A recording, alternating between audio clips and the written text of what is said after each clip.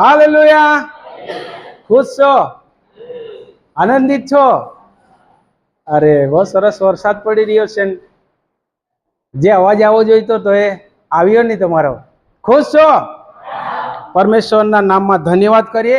આજનો દિવસ પરમેશ્વરે મારા ને તમારા માટે એની આરાધના કરવાના માટે આપણને આ સ્થાન સુધી પહોંચાડ્યા. એના માટે પ્રાર્થના 5:30 વાગ્યે એવી પ્રાર્થના કરી કે પ્રભુ આ આરાધના સમયે તું થોડો સમય વરસાદને અમારા લોકોની સહાયતાના માટે તમે એને રોકો. વરસાદ ભલે ચાલુ રહે પણ થોડું એનું પ્રમાણ તો ઓછું થયું કઈ નહીં. અને આજે આપણે આ સ્થાન પર આવી પહોંચ્યા. ઘણા નથી આવી શક્યા પણ કંઈ વાંધો નથી. આપણે 2 કે 3 કરતા વધારે છીએ. Hallelujah, hallelujah, hallelujah. વરસાદ આવે કે નહીં આવે પણ એ બી આપણી એક જરૂરિયાત છે. અને જે ગીત આપણે વાંચેલું તેમાં આવીશું. જલ્દી ગીત નંબર 19, ફર્સ્ટ વર્ડ. આકાશ દેવનું ગૌરવ પ્રસિદ્ધ કરે છે. હા, અને અંતરિક્ષ તેના હાથનું કામ દર્શાવે છે. બસ यहाँ જે લખેલું છે આ વચનની અંદર, આ 19 નંબરના ગીતની અંદર પરમેશ્વરની સૃષ્ટિમાં મહિમા, એનો જે વિષય છે તે એ છે પરમેશ્વરની સૃષ્ટિમાં મહિમા. તે વાતને ત્યાં લખવામાં આવ્યું છે. અને 1 થી 6 કલમ તમે સુધી વાંચો તો ત્યાં લખેલું છે એ સૃષ્ટિનું જે ક્રમ પરમેશ્વરે ગોઠવ્યો છે.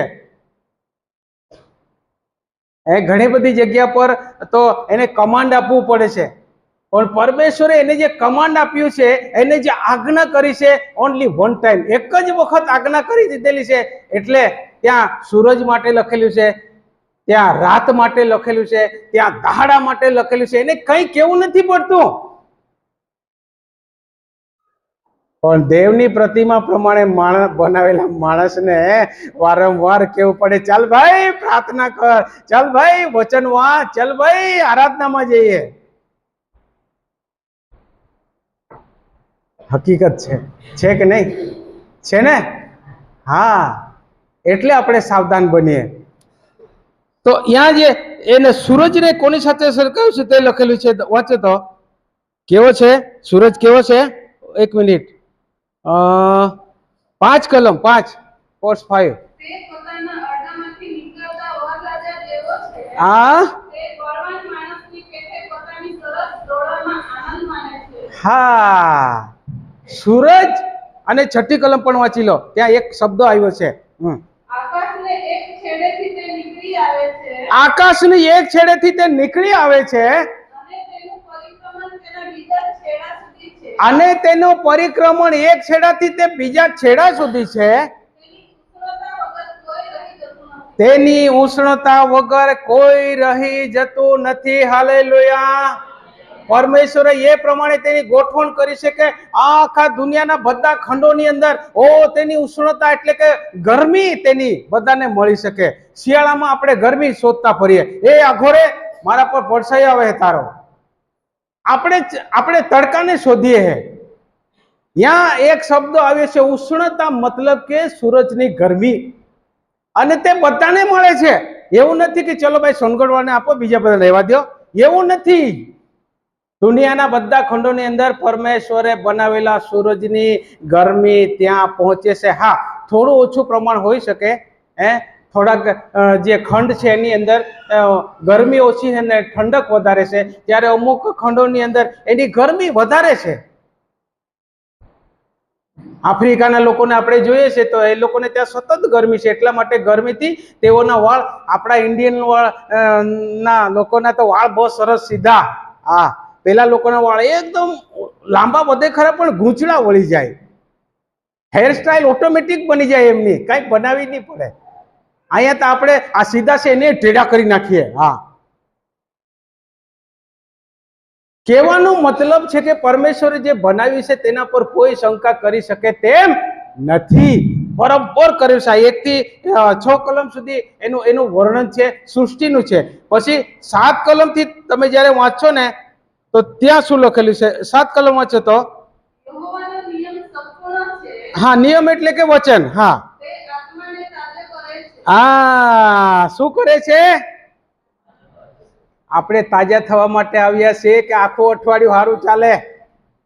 મોબાઈલની બેટરી ચાલુ કરી દઈએ, બરાબર રિચાર્જ કરી લઈએ એટલે પછી હા હવે 100% થઈ ગયું છે ને એટલે હમણાં ચાલશે, વાંધો નહીં આવે. તો આપણે રવિવારના દિવસે અહીંયા ચાર્જિંગ થવા માટે આવીએ છીએ, કેમ કે હમણાં વરસાદી માહોલમાં આપણી વચ્ચેની મીટિંગ બંધ છે. અને આ પાછલા વરસાદ વિશે પણ બહુ સરસ વચન લખેલું છે. પહેલો વરસાદ અને પાછલો વરસાદ શું કરે છે? હમણાં બરાબર વરસાદ આવી જશે, ખેતરો ભરાઈ જશે, તો જે ભાત હજુ પાકવાના બાકી છે, હમણાં 15 થી 20 દિવસો સુધી વરસાદ નહીં આવે તો પણ તેને કઈ વાંધો આવે તેમ નથી, એ પાકી જશે. તો પરમેશ્વરે પહેલા વરસાદને પણ એટલું માન્યતા આપે છે, પાછલા વરસાદને પણ તેના આશીર્વાદના રૂપની અંદર તેને ગણાવ્યો છે.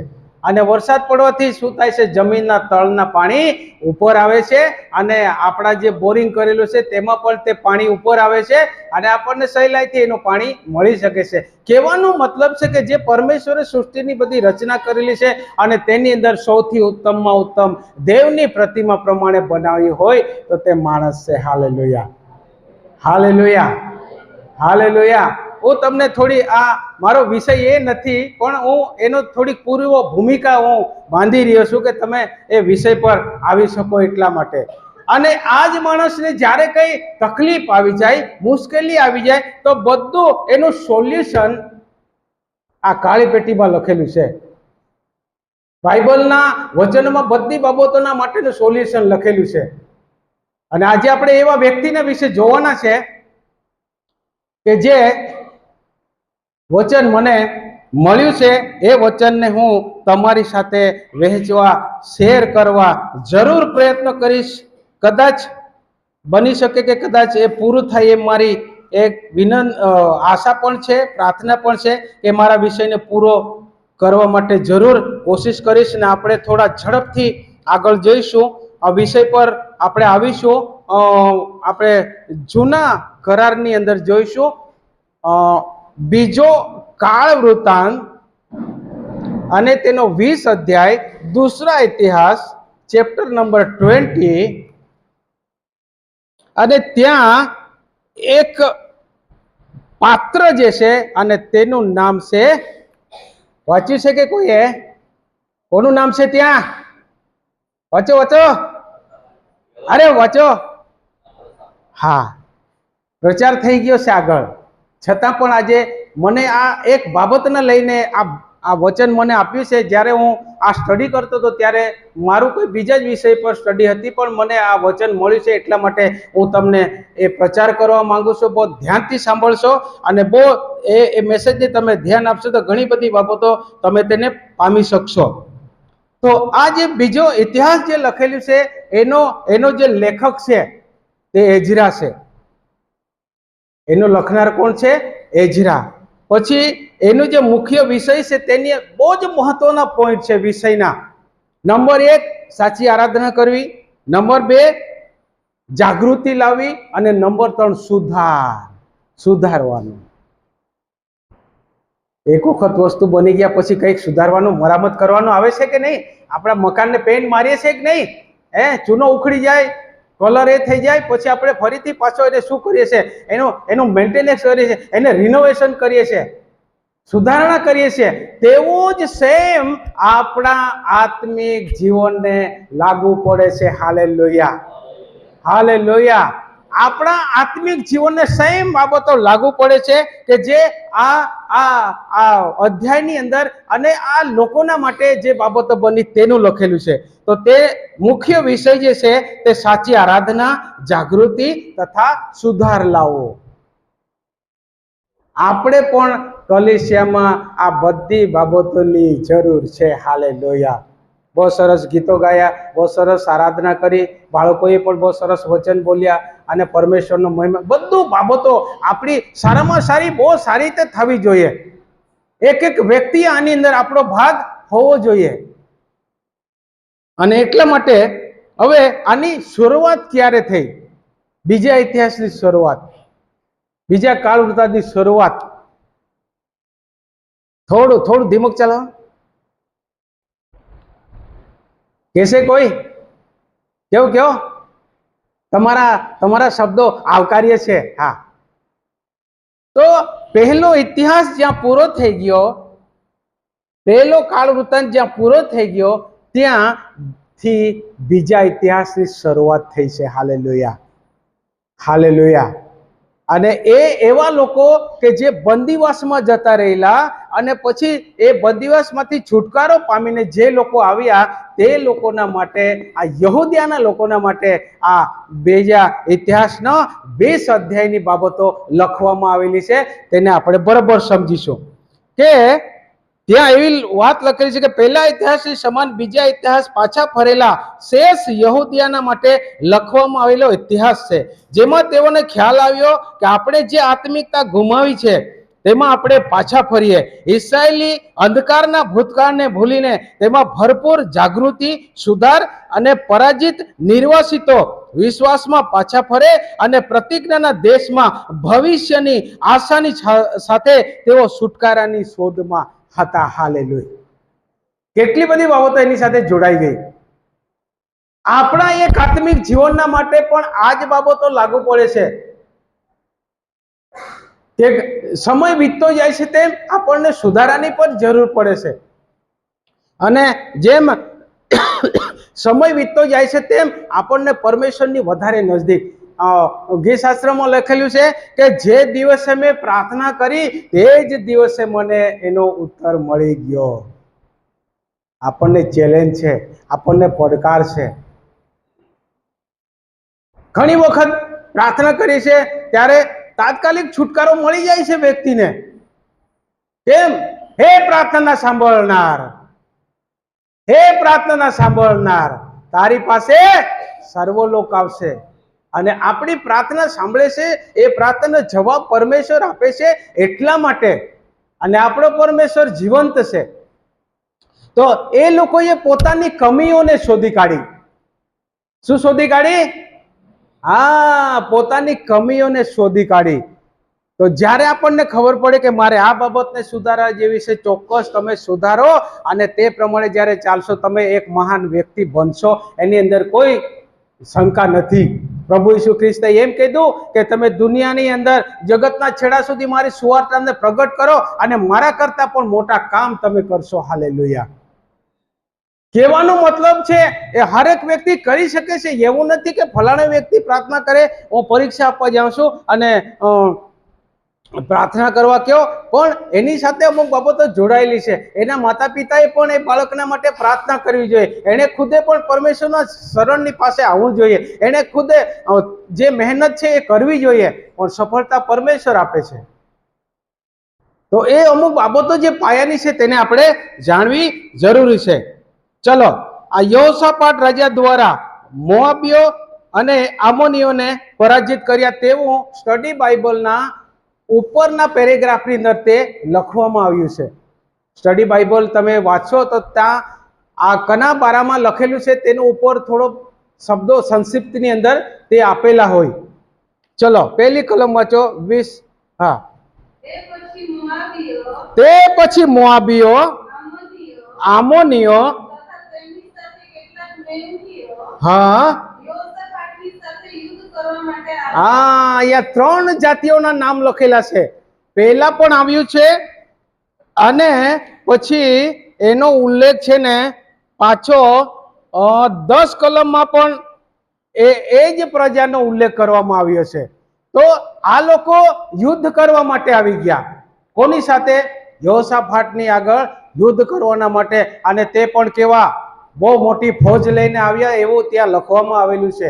મારું કહેવાનો મતલબ છે, તમે બરાબર સમજી જશો આપણા જીવનની અંદર આવે પડેલી મુશ્કેલીઓને આપણે કઈ રીતે હરાવવાની છે, અંધકારની શક્તિઓને કઈ રીતે હરાવવાની છે, અને આપણે એક વિજયવંત થવાનું છે. કેમ કે ઉદ્ધાર પામેલ દરેક વ્યક્તિને પરમેશ્વરે હારવા માટે તેને ઉદ્ધાર આપ્યો નથી, પણ જીતવા માટે આપ્યો છે. Hallelujah, hallelujah, hallelujah. આપણે શું કરવાનું છે તે પહેલી બાબત ત્યાં લખવામાં આવી છે. તમે બરાબર સમજશો તો તમે મારો કહેવાનો શું હાર્દ છે, મારું કહેવાનો શું તથ્ય છે, મારા વચનનો શું મર્મ છે, તે તમે બધા બરાબર સમજી જશો. હાલેલુયા. એટલા માટે હા ચલો આવી ગયા યુદ્ધ કરવા માટે, મતલબ કે મુશ્કેલી આવી પડી, સામે વ્યક્તિનું જોર વધારે છે, આપણે તો એકદમ નબળા છીએ. સામે વ્યક્તિનું જોર વધારે હોય તો પેલા WWF માં ખલીની સામે આટલો આટલો બટકો ફાઇટ કરવા વાળો માણસ આવી જાય ખલીની સામે, તો શું થાય? પેલો પેલો જે આટલો બટકો માણસ છે ને તે શું કહે? આવી જા. પેલો છાતી ઠોકીને કે આવી જા આવી જા. અરે ભાઈ, પેલો ખલી એમ કહે છે તું નાહી જા, મારી સામે લડવાને લાયક નથી. અને તેને એક જ ધક્કો મારી દીધો એટલે પેલા એની બહાર ફેંકી દીધો. કહેવાનો મતલબ ત્યાં એક બળવાન માણસ અને એક જે નબળો માણસ છે તેની ત્યાં તુલના કઈ રીતે થઈ શકે? પણ હું આજે તમને એ બાબત કહેવા માંગુ છું કે આપણો પરમેશ્વર સર્વશક્તિમાન પરમેશ્વર છે. હાલેલુયા. જે શાંતિનો રાજકુમાર છે તેની પાસે આપણે આવ્યા છીએ. દુનિયા શાંતિની શોધમાં કઈ કેટલા કિલોમીટરનો પ્રવાસ કરી નાખે છે, કઈ કેટલા સમયનો બરબાદ કરી નાખે છે, કઈ કેટલા નાણાંનો વ્યય કરી નાખે છે, પણ તેને કદી શાંતિ મળતી નથી અને શાંતિ બજારમાં વેચાતી મળતી નથી. હાલેલુયા. એટલા માટે કે બાઇબલના વચન પ્રમાણે જે શાંતિની શોધમાં આપણે બરાબર સહી ઠિકાણા પર આવ્યા છે, કે જે શાંતિનો રાજકુમાર છે એની પાસે આવ્યા છીએ, એની આપણે આરાધના કરીએ છીએ, એની આપણે ઉપાસના કરીએ છીએ અને એની આપણે સ્તુતિ કરીએ છીએ. હાલેલુયા. એટલા માટે તમને જરૂર શાંતિ પ્રદાન થશે. ચલો આ યુદ્ધ કરવા માટે આવી ગયા, પછી શું થયું તે વાંચો જલ્દી. કોઈએ આવીને યહોશાફાટને ખબર આપી કે હા, કોઈ આવીને યહોશાફાટને ખબર આપી કે સમુદ્રને પેલે પારથી એટલે હા અરણમાંથી તારી વિરુદ્ધ એક મોટી ફૌજ આવે છે. હા તેઓ હાસોન તમાર એટલે એન ગેદીમાં છે. હા, જો કોઈએ ખબર આપી દીધી અને રાજા હતો તો એના તો ખેપિયા બધા દૂત લોકો મૂકેલા, જે ખબરી મૂકેલા જ હોય. કોઈ બી આમ તેમ થાય એટલે રાજાને તરત ખબર પહોંચી જાય. અને તે સમયે હાય હેલો હતો હા હાય હેલો નહીં હતો, ત્યારે કબૂતર હતા, પછી માણસો હતા, એના ખબરી હોય. હમણાં તો મોબાઈલ છે બહુ સરસ, કેટલા બી કિલોમીટર દૂર કેમ નહીં હોય, આપણે તરત જ નંબર લગાવીએ એટલે આપણી કમ્યુનિકેશન કમ્પ્લેટ. ને નહીં બરાબર હોય તો કવરેજ એરિયાની બહાર, એટલે આપણે વાતચીત નહીં કરી શકીએ. આપણો પરમેશ્વર સર્વ સમયે ઇસ્રાયેલનો પરમેશ્વર ઊંઘતો નથી અને નિદ્રાવશ થતો નથી. એવા પરમેશ્વરની પાસે આપણે આવ્યા છે, એવા પરમેશ્વરની સાથે આપણું જીવન જોડાયેલું છે. હાલેલુયા. અને આ બાબત જ્યારે તેણે સાંભળી ત્યારે આગળનું વચન, આથી યહોશાફાટ ભયભીત થઈને યહોવાની સ્તુતિ કરવા હા, સૌથી પહેલા તો ગભરાઈ ગયો, ભયભીત થઈ ગયો. આ જે મોટી ફોજ આવી છે એની સામે લડવા માટે મારી કોઈ તાકાત નથી. હાલેલુયા. પરમેશ્વર એક નબળા વ્યક્તિને બળ કઈ રીતે બનાવે છે. આપણે બહુ સરસ ગીત પણ ગાયું. આપણે શું શું કરવા માટે અહીંયા આવ્યા છે ગીતમાં ગાઈ ગયા. ગાયું કે નહીં ગાયું? ગાયું કે નહીં ગાયું? અરે અહીંયા જે લોકો ગાય, આપણે પણ બધા ગીત ગાવાના છે.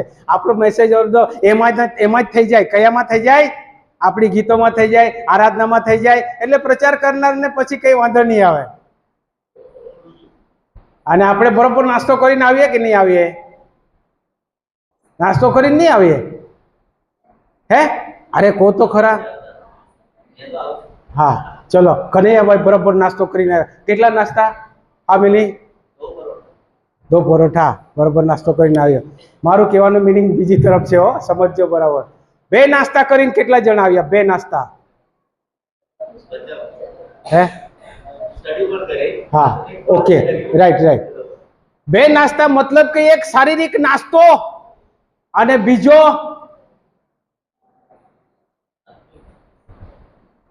સમજ્યા કે નહીં મારા ઈશારાને? નહીં સમજ્યા હોય તો તા મૂકેલું જ છે સ્ટેચ્યુ, કા ઉકાઈજવાના રોડ પર નમસ્કારની મુદ્રા મૂકેલી છે કે નહીં? નમસ્કારની મુદ્રા છે કે નહીં? એને નમસ્કારની મુદ્રા કહેવામાં યોગની ભાષામાં. એને આપણે પરમેશ્વરની આગળ હાથ જોડવાના છે. પ્રભુ હું અબોલ છું, તમે બળવાન છો. હાલેલુયા. હાલેલુયા. હા, એ બીજો નાસ્તો. પણ એ ભલે બીજા નંબર મેં વાત કરી, પણ તે પહેલા નંબરે આવે છે. ક્યાં નંબરે આવે છે? હા, પહેલા નંબરે, પછી શારીરિક નાસ્તો આવે છે. મારું કહેવાનું મતલબ ને તમે સમજશો તો તમને આ સંદેશ બરાબર ખ્યાલ આવી જશે.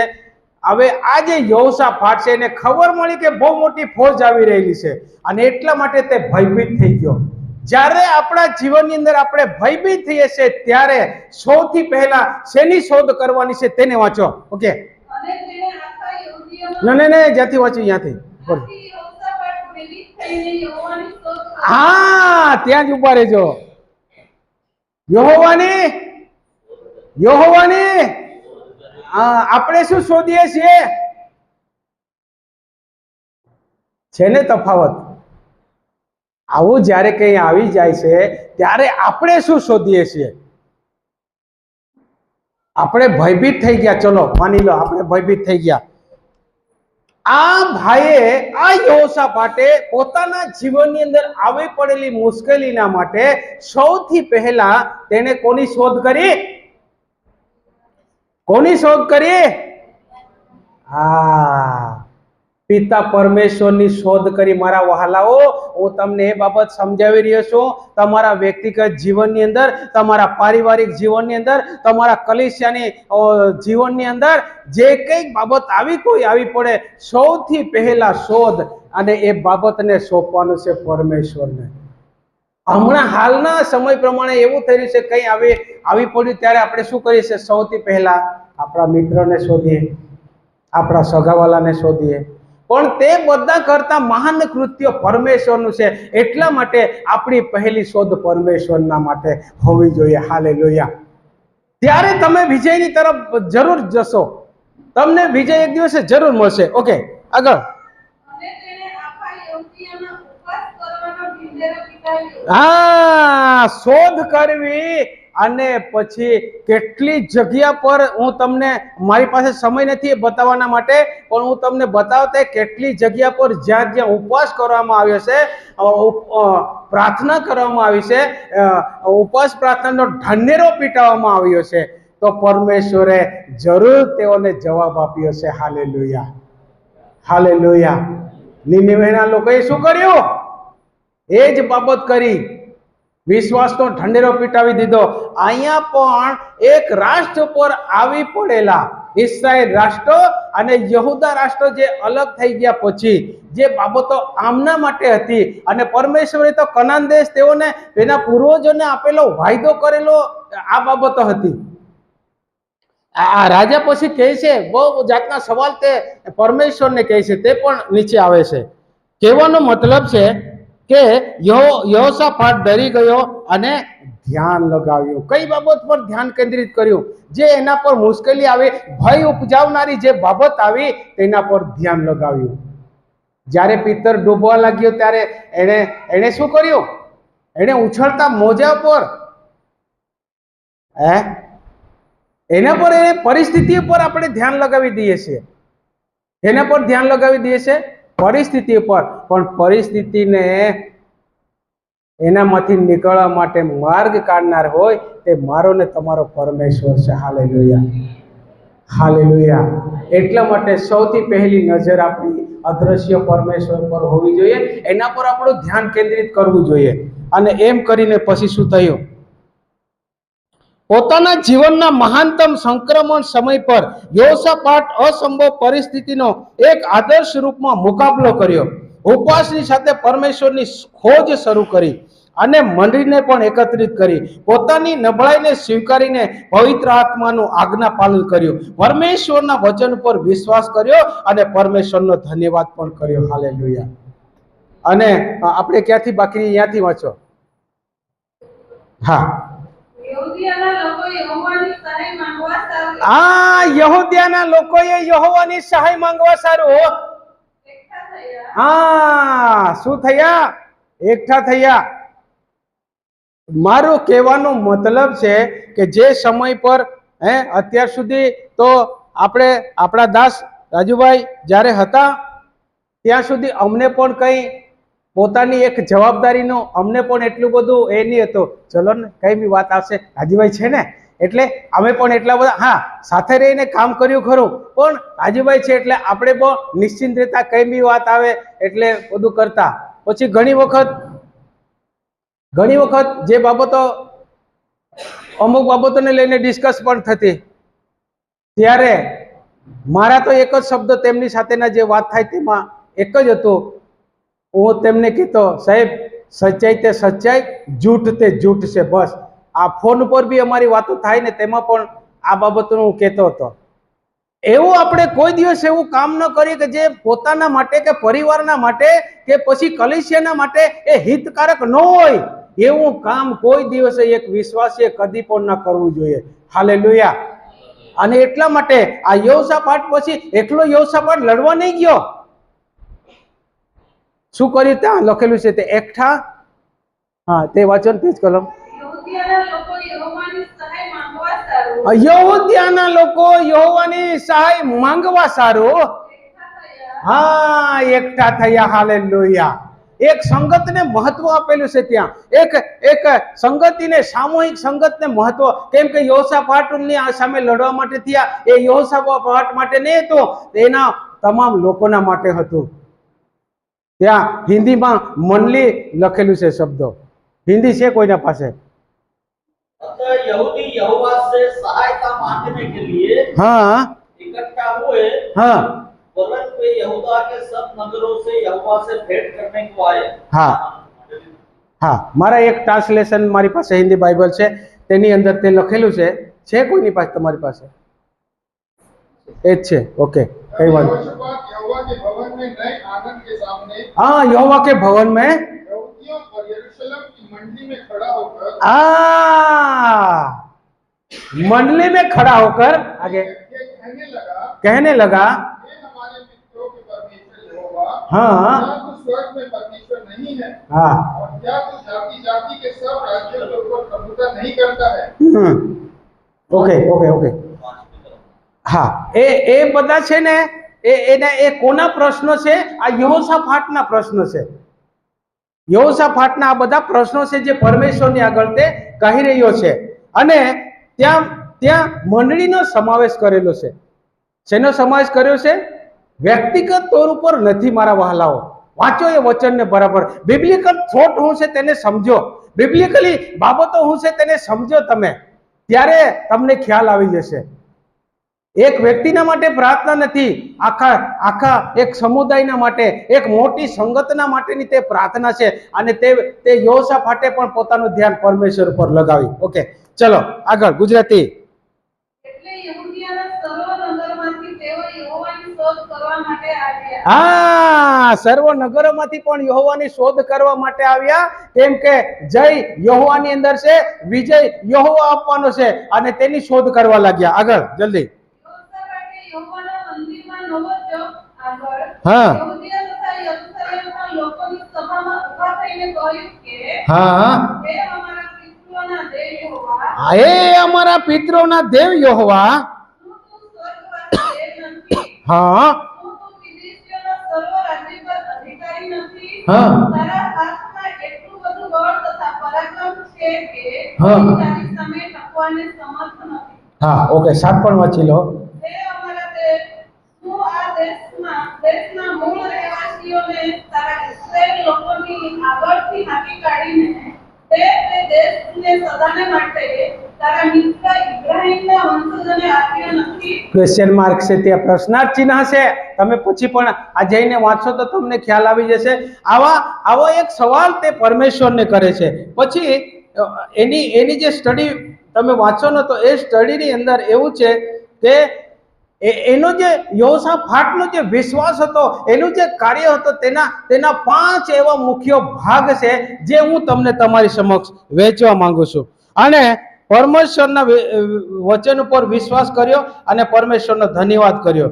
ઓકે પછી યહોશાપાટના પ્રાર્થનામાં ભરોસો અને 5 મુખ્ય સત્ય પર તે આધારિત છે, જે 6 અને 7 કલમની અંદર આપણે વાંચ્યા. 6-7 કલમ આપણે વાંચીને એની અંદર તેના 5 બાબતો જે સમાયેલી છે એ તમને હું કહેવા માંગુ છું. નંબર 1, પરમેશ્વર બધા જ લોકો અને પરિસ્થિતિઓ પર સામર્થ્યવાન છે. હાલેલુયા. એટલે બધા જ લોકો આવી ગયા. એટલે કોણ આવી ગયો? જે મોટી ફોજ તેના પર આવી તે પણ આવી ગઈ એની અંદર. અને જે લોકો આ યહોશાફાટની સાથે હતા એ લોકો પણ આવી ગયા કે નહીં?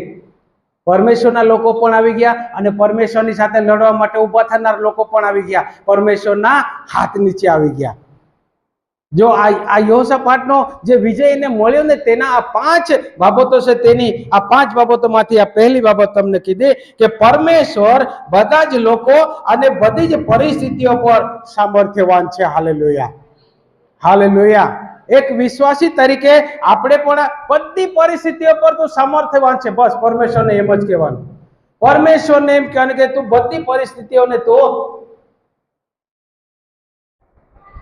આપણા સમજણ કરતા વધારે પ્રમાણની અંદર તે કરી શકે છે. નંબર 2, પરમેશ્વર ભૂતકાળ અને વર્તમાન કાળમાં પોતાના લોકોની સાથે વિશ્વાસ યોગ્યતાથી રહ્યો. અગર પરમેશ્વર તેઓના ભૂલ પ્રમાણે, તેઓના પાપ પ્રમાણે તેઓની સાથે રહેતે તો મિસ્ર દેશમાંથી પ્રભુ તેઓને કનાન દેશમાં લઈ જતે કે નહીં લઈ જતે? પણ પરમેશ્વર એકવાર કહી દીધું ને કે હું તમને દૂધ અને મધના રેલમ છેલવાળા દેશમાં લઈ જઈશ, આ પરમેશ્વરનો વાયદો હતો. હાલેલુયા. આપણને જે વાયદો મળ્યો છે, ઉદ્ધાર મળ્યો છે, એટલા માટે પરમેશ્વરે આપણને પણ સ્વર્ગીય કનાન દેશમાં લઈ જવા માટેનો વાયદો આપ્યો છે. પણ તમે એક શબ્દ આવ્યો છે, તે જ્યારે આવશે ત્યારે હું તમને કહીશ, હમણાં નહીં કહું. તે પ્રમાણે તમે તમારું વર્તન હોવું જોઈએ, તે પ્રમાણે તમારું જીવન હોવું જોઈએ, તે પ્રમાણે તમારું કાર્ય હોવું જોઈએ, તે પ્રમાણે તમારી સંગતિ હોવી જોઈએ, તે પ્રમાણે તમારી આરાધના હોવી જોઈએ, તે પ્રમાણે તમારી ઉપાસના હોવી જોઈએ. ત્યારે પરમેશ્વર તમારા માર્ગને સફળ કરશે. Hallelujah, hallelujah, hallelujah. એટલા માટે નંબર 3 એની જે ખાસ બાબતોથી તે કહેવા માંગુ છું, પરમેશ્વરના લોકો પરમેશ્વર વગર નિસહાય છે. હાલેલુયા. સાંભળજો બરાબર. ઇવન પરમેશ્વરની કલેશિયા પણ પરમેશ્વર વગર નિસહાય છે. હાલેલુયા. સમજી લો વચનને. એનો જે યહોશાફાટનો જે વિશ્વાસ હતો, એના વિશ્વાસના જે 5 બાબતો તેની અંદર એ બાઇબલમાં લખેલું નથી, પણ જે વચનો એના થોડા પ્રશ્નો અહીંયા આવ્યા છે, એટલા માટે તેના પરથી આ લેખકોએ તે બાબતોને તારણ કાઢીને લખ્યું છે. પરમેશ્વર આગળ આપણે નિસહાય છે. પરમેશ્વર નહીં હોય તો આપણે કશું ન કરી શકીએ, એક ડગલું પણ આગળ નહીં વધી શકીએ, આપણા બળથી આપણે કંઈ નહીં કરી શકીએ. એટલા માટે પરમેશ્વર વગર આપણે નિસહાય છે. પછી પરમેશ્વરના લોકો પરમેશ્વર વગર નિસહાય છે.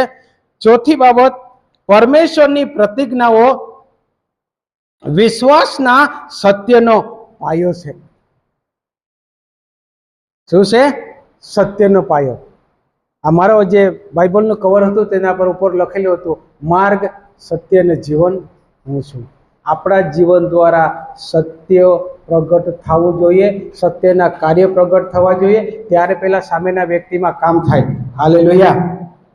ચાલો પછી 5 નંબરની વાત છે તે કે પોતાના લોકો મધ્ય પરમેશ્વરની ઉપસ્થિતિનો અર્થ છે છુટકારો અને વિજય.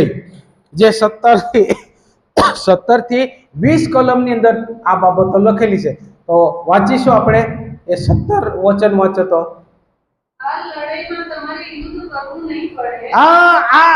પછી આ જે બાબતો છે ને એમને એની પહેલા આપણે એની પહેલા 17 વાંચો. ઓકે, બરાબર છે. આ લડાઈમાં તમારે યુદ્ધ કરવું નહીં પડે. હે યહૂદીયાના તથા યરૂશલેમના લોકો, સ્થિર થઈને ઉભા રહો. તમે આડાવડા નહીં થાવ, તમે સ્થિર થઈને ઉભા રહો.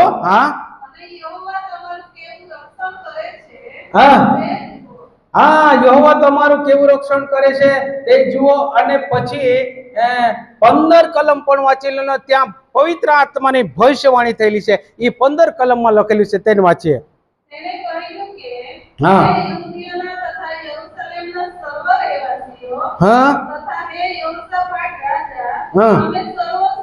હા, તમે સર્વો સાંભળો, અહીંયા પવિત્ર આત્માની વાણી ઓ પરમેશ્વરના આત્માના દ્વારા આ લોકોની મધ્ય આવી. ત્યાં તે લોકોને જવાબ મળી ગયો કે ઉપવાસની સાથે તેઓએ પ્રાર્થના શરૂ કરી અને આ તેઓનો જવાબ આ પવિત્ર આત્મા એક પવિત્ર આત્મા એક વ્યક્તિના જીવનની અંદર આવે છે અને ત્યાં તે કહે છે, હા,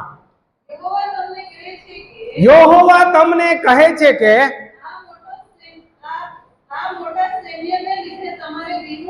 હા, બહુ મોટી ફોજ દેખાય છે આપણી, આપણે ડરી જઈએ એટલી મોટી ફોજ છે, પણ તમારે ડરવાનું નથી. સૌથી પહેલા પરમેશ્વર તરફથી તેઓને હિંમત આપવામાં આવી. આગળ, હા, એ યુદ્ધ તમારું નથી પણ દેવનું છે. હાલેલુયા. એટલા માટે મારું કહેવાનું મતલબ એક જ છે કે કઈ પણ પરિસ્થિતિ આપણા ઉપર આવી જાય તો સૌથી પહેલા જે શોધ છે તે પરમેશ્વરની હોવી જોઈએ. પરમેશ્વરના ઉપર આપણે ધ્યાન કેન્દ્રિત કરીશું ત્યારે આપણને એક દિવસે એનો વિજય જરૂર મળવાનો છે. હા, પછી હજુ, હા, હા,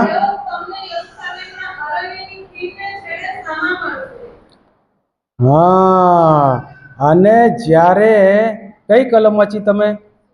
16 ને? હા, ઓકે, 17 વાંચો.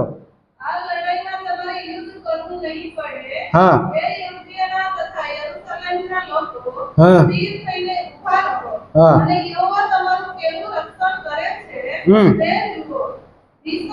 હા, બસ બસ. હવે તમારું રક્ષણ પરમેશ્વર કઈ રીતે કરે છે તે તમારે કઈ રીતે જોવાનું છે? ત્યાં શું લખેલું છે? તમે નજરે તમારે જોવાનું છે. તમારું રક્ષણ પરમેશ્વર કેમ કરે છે એ તમારે નજરે જોવાનું છે. સમજે છો વચનને? તમારે પરમેશ્વર તમારું આ મોટી ફોજથી કેવું રક્ષણ કરે છે તે તમારે નજરે જોવાનું છે. હા, પછી ત્યાંથી બીસો નહીં. હા, બીવાનું નથી, ગભરાવાનું નથી, અને તમારું રક્ષણ તમારી નજરે જોવાનું છે. કેટલી મહાનતાની વાત! અને યુદ્ધનો તો નિયમ શું છે? ક્યારે તલવારનો ઘા પડે અને ધડને માથું અલગ થઈ જાય કઈ કહેવાય નહીં, છે ને? ક્યારે મૃત્યુ આવે એનું કઈ નથી, પણ પરમેશ્વર શું કહે છે? પરમેશ્વર એમ કહે છે તમારે તમારું રક્ષણ કઈ રીતે થાય છે તે તમારે જોવાનું છે. ઓકે, આગળ. હા, બહુ મોટી ફોજ છે, તેની સામે જવાનું છે. યહોવા તમારી સાથે છે. હા, આગળ. હા, હા, સાષ્ટાંગ દંડવંત પ્રણામ કર્યા. એ પરમેશ્વરની આ બાબત તેઓની મધ્ય ઉત્તર રૂપે આવી ગઈ, એના માટે તેણે પરમેશ્વરનો આભાર માન્યો. હા,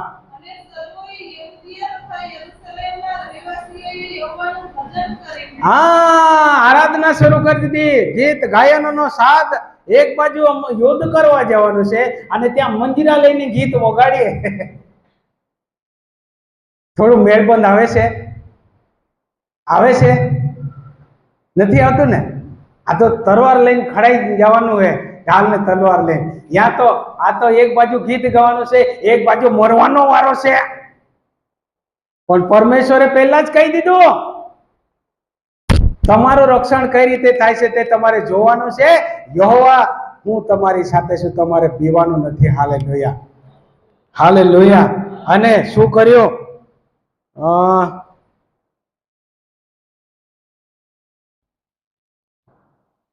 21 કલમ 21. તેણે લોકોને એ બોધ આપ્યા પછી સૈન્યની આગળ ચાલતા ચાલતા યહોવાની આગળ ગાયન કરનારાઓને,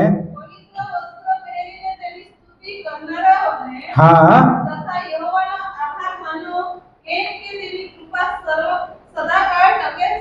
હા,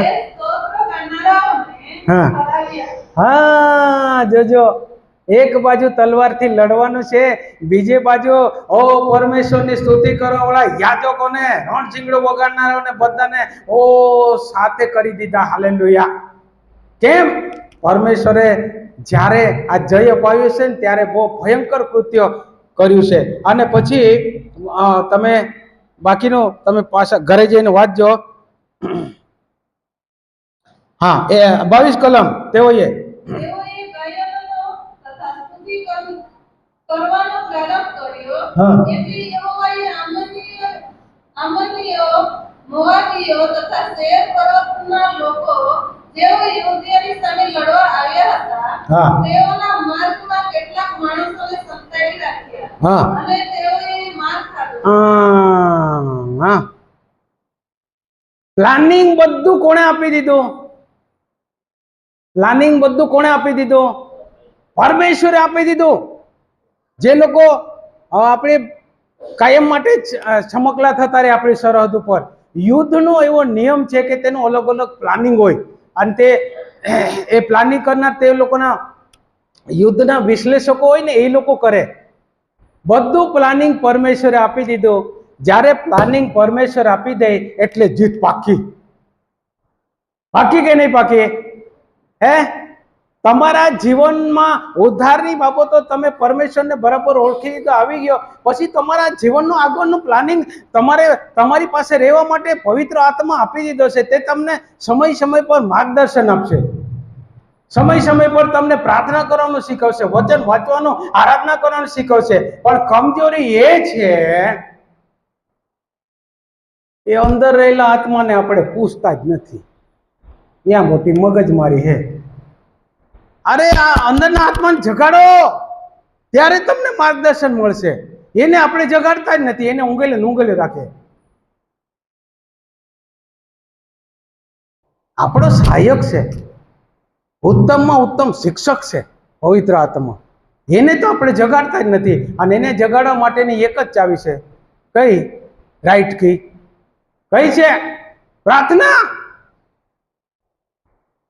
ત્યારે એ જાગે. બાકી ગમે એટલું આપણને આવડતું હોય, પણ એની સહાયતા વગર આપણે કાંઈ નહીં કરી શકીએ.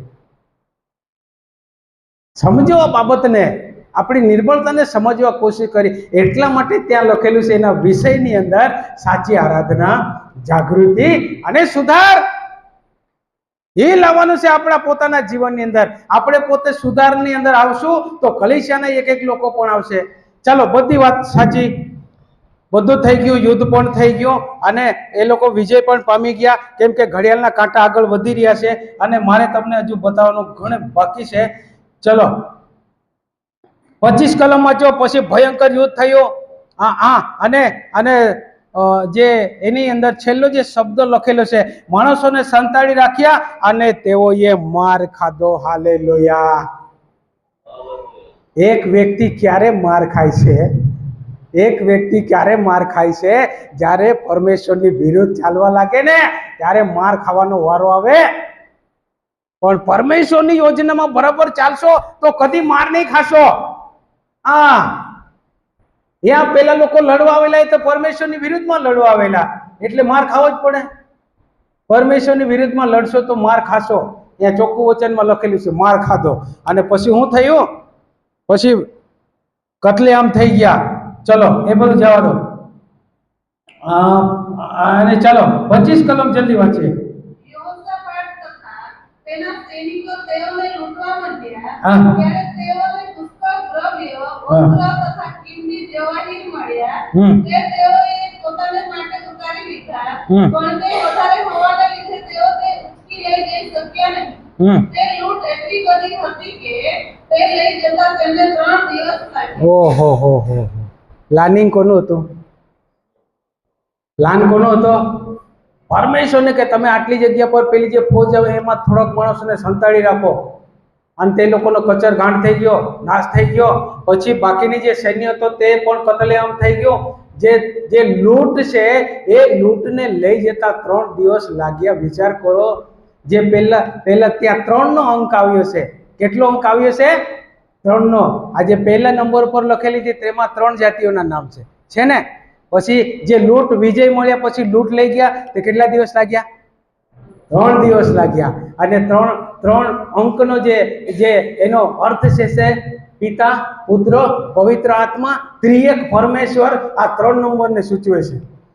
અને પછી શું થયું? હજુ એનો છેલ્લો હાર્દ મારે બાકી રહ્યો છે, એ તમને કહેવાનો છે. હા 26 કલમ જલ્દી.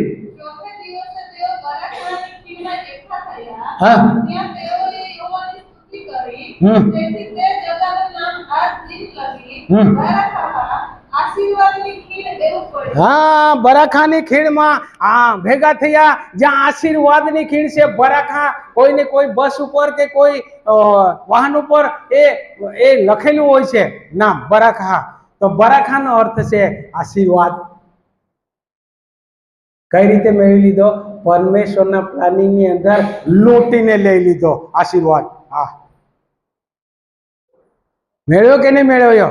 3 દિવસ સુધી લાગ્યા, એટલું બધું એમાં લખેલું છે. ચલો ઓકે, અહીંયા સુધી બરાબર.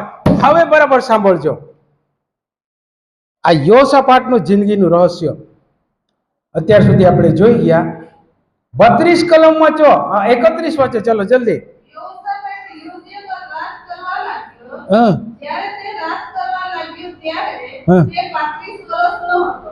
હમ. તેણે યરૂશલેમમાં 25 વર્ષ સુધી રાજ કર્યું. હમ. તેની માનું નામ અજુબાહ હતું. હમ. એ શેરીની દીકરી હતી. 32. હા તે પોતાના પિતા આસાને માર્ગે ચાલ્યો ને તેથી જરા પણ આડો અવળો ગયો નહીં. અહીંયા બરાબર અભ્યાસ કરશો તો ખ્યાલ આવી જશે.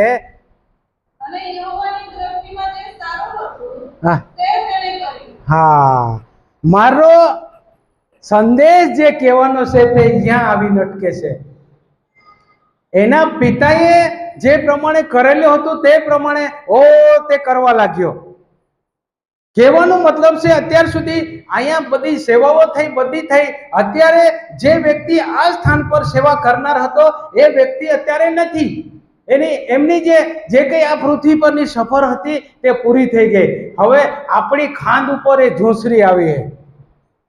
પેલી ગુજરાતી કહેવત છે ને, કઈ શિયાળ તાણે સીમ ભણી અને કૂતરું તાણે ગામ ભણી.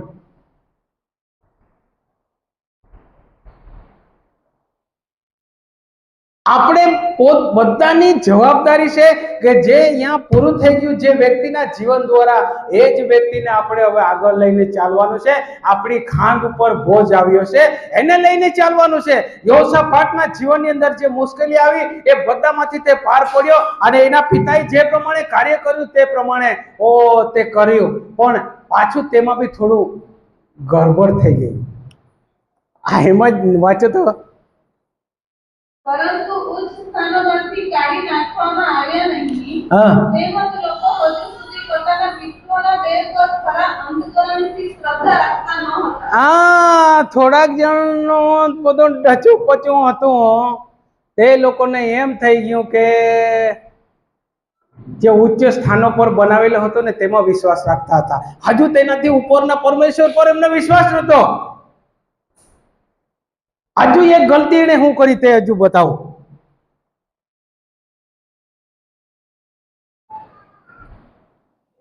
35 કલમ 35. ત્યાર પછી યહૂદીઓના રાજા યોસાફાટે ઇઝરાયેલના રાજા આહાઝિયાની સાથે સંપ કર્યો. તે તો ઘણો દુરાચારી હતો.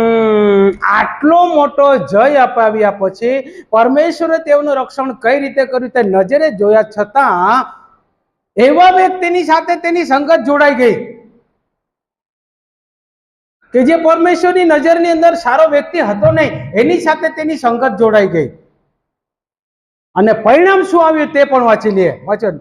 તેણે તેની સાથે મળી જઈને હા. તાર્શીશ જવા માટે એસ્યોન ગેબરમાં વહાણા બનાવ્યા. ત્યારે મારેસ્તાના રહીશ દોદાવાહુના પુત્ર અલીએઝરે યોસાફાટની વિરુદ્ધ પ્રબોધ કરીને કહ્યું કે તે આહાઝિયાની સાથે સંપ કર્યો છે, માટે યહોવાએ તારા કામોનો નાશ કર્યો છે.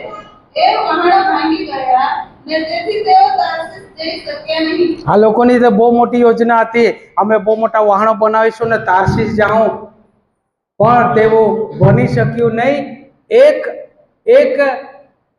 એક સારી જે પરમેશ્વરની દ્રષ્ટિમાં જે સારી વ્યક્તિ નહીં હતી એની સંગત કરવાથી, એની સાથે સંપ કરવાથી એક વિશ્વાસી વ્યક્તિએ પણ આ સમજવાની જરૂર છે કે આપણી સંગત કોની સાથે હોય? સારા લોકોની સાથે હોય. સોબત તેવી અસર તમે જેવી સંગત રાખશો તેવું જ થશે.